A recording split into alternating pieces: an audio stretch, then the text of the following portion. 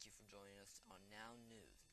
I'm Tommy Cochran, and today we'll be getting a brief insight into one of the African Walking Company's expeditions up Kilimanjaro.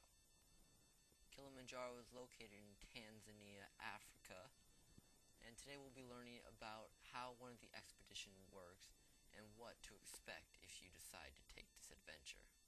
The expedition began at the airport. The climbers all had to get themselves to Kilimanjaro International Airport, and from there were shuttled in vans by the African Walking Company to Kilimanjaro Mountain Resort. The next morning, the hikers gathered on a bus and headed for the mountain. Upon arriving at the foot of the Rongai Trail in Kenya, the climbers met their guides and porters. After double-checking all of their gear, the expedition set off. The Rongai Trail on Mount Kilimanjaro led the hikers through four quite different climate zones.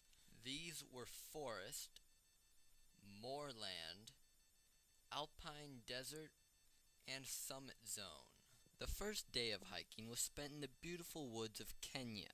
The campsite where the climbers spent their first night was at Simba Camp, which is located at approximately 2,700 meters above sea level.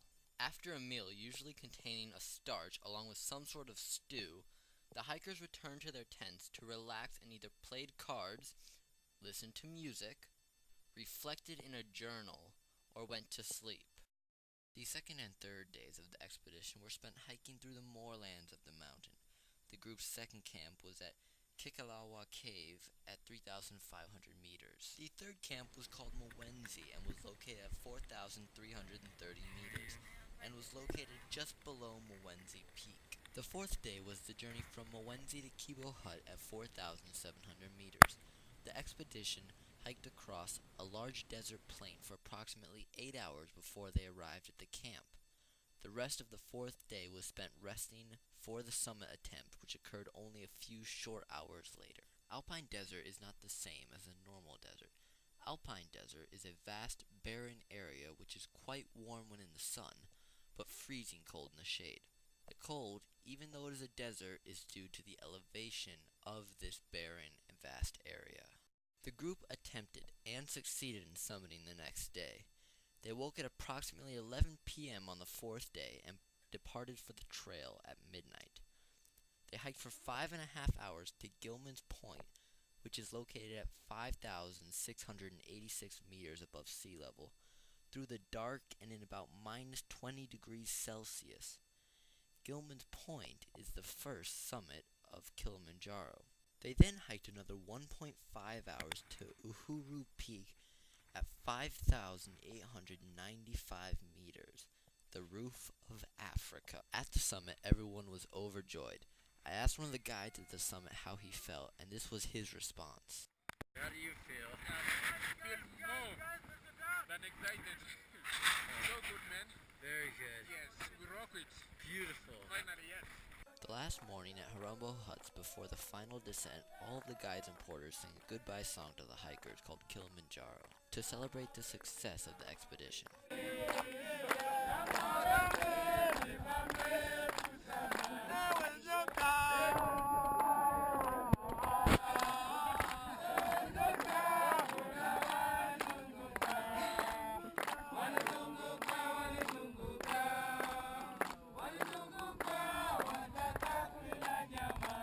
The final day was the descent to Marangu Gate. From there, the climbers were shuttled to various destinations such as the airport, Kilimanjaro Mountain Resort, or Arusha. I asked Larry Bickerton, the eldest and one of the most experienced mountaineers on our expedition, for his thoughts on the summit attempt, and this is what he had to say. How do you think Summit Day went overall? Summit Day was excellent. It was a really long day. In fact, it was 2 days because we woke up at 11 p.m. after 3 hours sleep, had breakfast, and we were on the trail by midnight. So we walked most of the hike in the dark, and it was kind of surreal with the snaky line of headlamps from all the other hikers. Dawn was on top. It was cold and windy up there, and then we booted it back down. An excellent day. Had a little nap and started day 2, which was lunch and then a long hike back to the next camp.